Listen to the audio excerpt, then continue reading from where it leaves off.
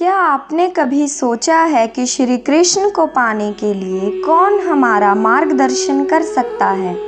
भक्ति के इस मार्ग में हमको श्री कृष्ण तक पहुंचाने के लिए दिव्य गोपियों से बढ़कर कोई हो ही नहीं सकता।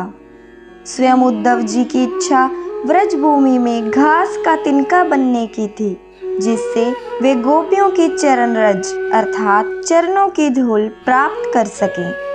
नारद जी अपने भक्ति दर्शन सूत्र में कहते हैं कि यदि कोई भक्ति के सच्चे अवतार को देखना चाहता है तो उसे केवल ब्रज की गोपियों की ओर देखना होगा। उन्हीं दिव्य गोपियों की भक्ति भाव को हम गोपी गीत में महसूस करते हैं। जब भगवान रासलीला में से अंतर्ध्यान हो जाते हैं, तब गोपियाँ भगवान को पुकारती हुई एक बड़ा ही अलौकिक गीत गाती हैं, जिसे गोपी गीत कहते हैं। गोपी गीत का एक एक शब्द हमारा भगवान के चरणों में प्रेम बढ़ाता है। इस वीडियो में हम उसी दिव्य गोपी गीत के 10वें श्लोक के बारे में जानेंगे। हम पर भगवान श्री कृष्ण की कृपा है कि हमें गोपी गीत को जानने का मौका मिल रहा है। आइए प्रेम के साथ 10वें श्लोक में प्रवेश करें। प्रहसितं प्रिया प्रेमवीक्षणं विहरणं च ते ध्यानमङ्गलम् रहसि संविदो या हृदि स्पृशः कुहकनो मनः शोभयन्तिः।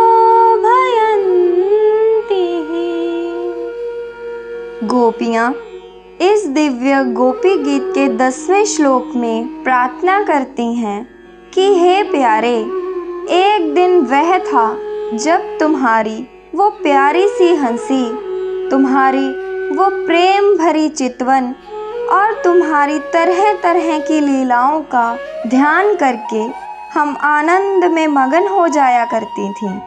गोपियाँ यहाँ पर अपने मन की दशा को व्यक्त करते हुए उलाहना देती हैं कि हे मनमोहन, जब हमारा आपसे मिलन नहीं हुआ था तभी हम प्रसन्न थीं। आपकी लीलाओं के माध्यम से आपका ध्यान करती थीं।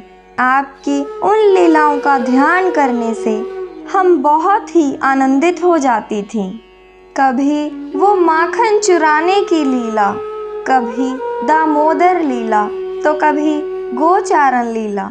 इनके ध्यान से ही हमारा मंगल हो जाता था। हमने कभी भी आपसे विरह की वेदना के बारे में तो सोचा ही नहीं था। हे निष्ठुर प्रेमी, आपने ही हमें प्रेम का आस्वादन करवाया। आप हमें मिले, आपने एकांत में हृदय को स्पर्श करने वाली ठिठोलियाँ की, हमसे प्रेम भरी बातें की, जिस प्रेम का हमें अनुमान ही नहीं था। उस प्रेम के बंधन में आपने हम सबको बांध लिया, हमारे हृदय के सरताज बन गए। अब आप हमें इस महारास में बीच में ही छोड़कर कहीं अंतर्ध्यान हो गए हैं। हम तो आपकी इतनी आदी हो गई हैं कि आपसे पल भर का बिछुड़ना भी हमें वर्षों का ताप लगता है। आपके बिना हम तो मरणासन हो गई हैं भगवन। हे छलिया, अब आपकी वो प्रेम भरी बातें याद आकर हमारे मन को क्षुब्ध कर देती हैं, हमको दुखी कर देती हैं। गोपियाँ रोती हुई कहती हैं कि हे प्रभु, आपको तो हमारी तड़प का एहसास ही नहीं है। आप तो कहीं दूर जाकर छिप गए हैं। अगर आपको हमारी दशा की ज़रा भी चिंता है तो आकर हमें दर्शन दो, पुनः हम पर कृपा करो। हमें इस तरह से छोड़कर ना जाओ कान्हा। इस तरह से गोपियाँ बारंबार भगवान से दर्शनों के लिए प्रार्थना करती हैं। गोपी गीत के इस 10वें श्लोक में गोपियाँ भगवान की उस प्यारी सी हंसी में खोई रहती हैं। कभी वो भगवान का पेड़ के पीछे से हंसना, कभी जब गोपियाँ माता यशोदा को कान्हा की शिकायत करने जाती तो वो माता यशोदा के पीछे से प्यारी सी मुस्कान देना। इस तरह से गोपियाँ बारंबार भगवान की उस प्यारी सी हंसी का चिंतन करती रहती हैं। ऐसी परम भक्त गोपियों के चरणों में हमारा बारंबार प्रणाम। तो ये था भक्तों हमारे गोपी गीत का 10वां श्लोक। अगर आप भगवान की लीलाओं को और सुनना चाहते हो तो हमारे चैनल को लाइक सब्सक्राइब ज़रूर करें। अगर आप किसी भूखे को एक समय का भोजन करवा सकते हैं तो ज़रूर करवाएं, क्योंकि इससे प्रभु को अत्यधिक प्रसन्नता होगी। मिलते हैं अगली वीडियो में कान्हा जी की एक और दिव्य लीला के लिए। राधे राधे।